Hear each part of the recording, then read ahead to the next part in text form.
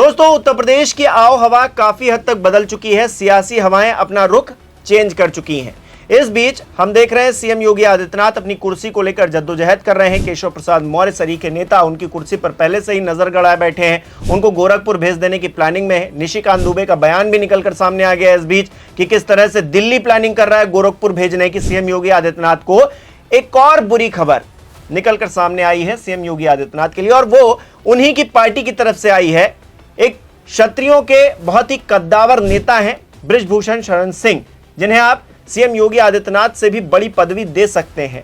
हालांकि सीएम योगी आदित्यनाथ क्योंकि मुख्यमंत्री हैं तो उनका रसूख इस वक्त बहुत ज्यादा है, लेकिन सांसद ना होते हुए भी बृजभूषण शरण सिंह का जो भौकाल है वो कम नहीं आंका जा सकता, और उन्होंने सीधे तौर पर अखिलेश यादव का समर्थन कर दिया है। अब यह समर्थन सियासी तौर पर सीएम योगी आदित्यनाथ को कितना भारी पड़ेगा, इस बात को लेकर चर्चा करेंगे। नमस्कार, मेरा नाम हिमांशु मिश्रा है, आप देख रहे हैं 4PM न्यूज नेटवर्क। दोस्तों, लोकसभा चुनाव 2024 का नतीजा यह बता रहा है कि सीएम योगी आदित्यनाथ और प्रधानमंत्री नरेंद्र मोदी दोनों का कितना भी जोर उत्तर प्रदेश में चला, लेकिन पीडीए का फॉर्मूला फिर भी कामयाब रहा। 37 सीटें समाजवादी पार्टी के खाते में आई, जबकि भारतीय जनता पार्टी हाफ हो गई।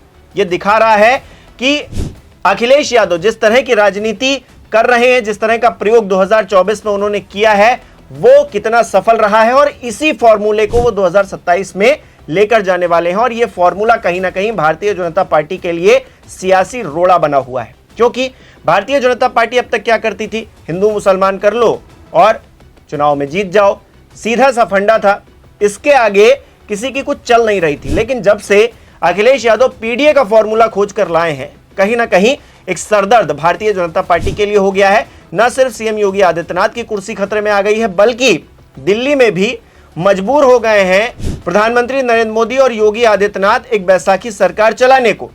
तो अब ऐसे में क्या स्थिति उत्पन्न कर दी है, किस तरह का सियासी ड्रामा भारतीय राजनीति में चल रहा है, ये सब हम देख रहे हैं। इस बीच कहीं ना कहीं भारतीय जनता पार्टी के नेता वहीं ओछी राजनीति करते हुए दिखाई देते हैं कि अखिलेश यादव को निशाना बना लो, उनको बताओ कि आप इस धर्म से हो, आप ये इस तरह की राजनीति कर रहे हो, उस तरह की राजनीति कर रहे हो।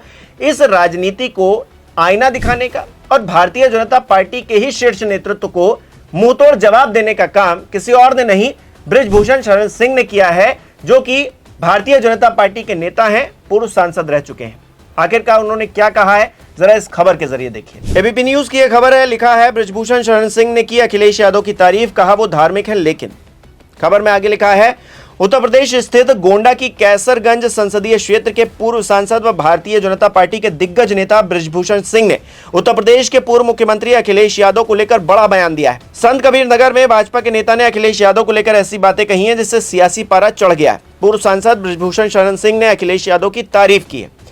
बृजभूषण शरण सिंह ने अखिलेश यादव की तारीफ करते हुए कहा है कि अखिलेश यादव धार्मिक व्यक्ति हैं। उनके पिता मुलायम सिंह यादव हनुमान जी के प्रशंसा करते थे, श्री कृष्ण के वंशज हैं। अखिलेश यादव ने अभी बहुत ही सुंदर मंदिर बनवाया था, वो श्री कृष्ण के वंशज हैं। अखिलेश यादव धार्मिक व्यक्ति है, धार्मिक व्यक्ति है, हनुमान जी की प्रशंसा करते थे। और अभी अखिलेश यादव ने एक बहुत बढ़िया मंदिर भी बनाया है,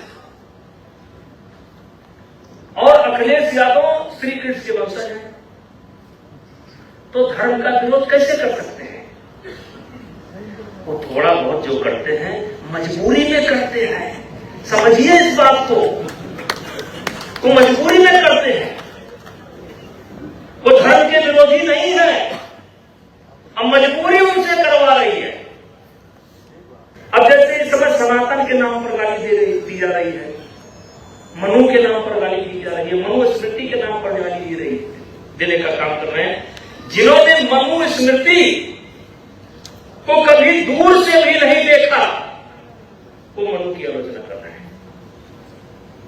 जो मनु स्मृति को दूर से नहीं देखा, वो मनु की आलोचना कर रहे हैं। तो देखा दोस्तों आपने किस तरह से बृजभूषण शरण सिंह ने एक ही बयान में बहुत सारी बातें साफ कर दी, और भारतीय जनता पार्टी को चेहरा उसका दिखाने का काम, आईना दिखाने का काम बृजभूषण शरण सिंह ने कर दिया है।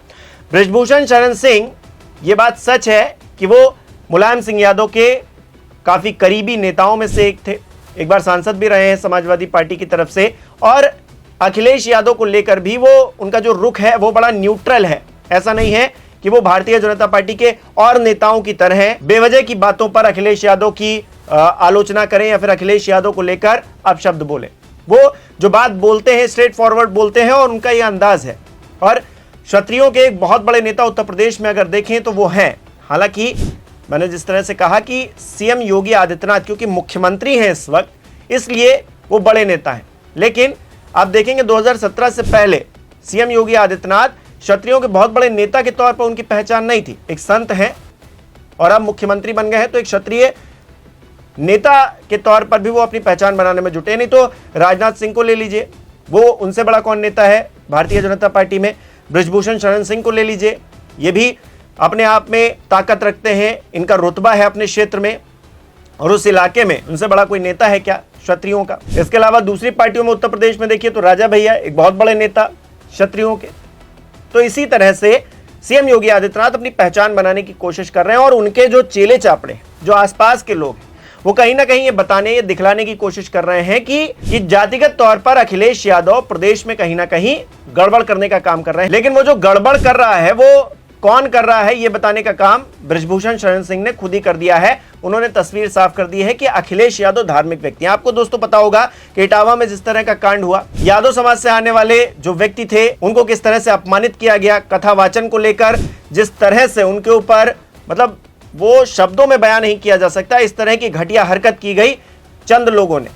उसको भी किसी जाति या धर्म से मत देखिए दोस्तों, उसको देखिए कि वो चंद लोग गिरे हुए घटिया लोग हैं, उनकी तरफ से ऐसा किया गया।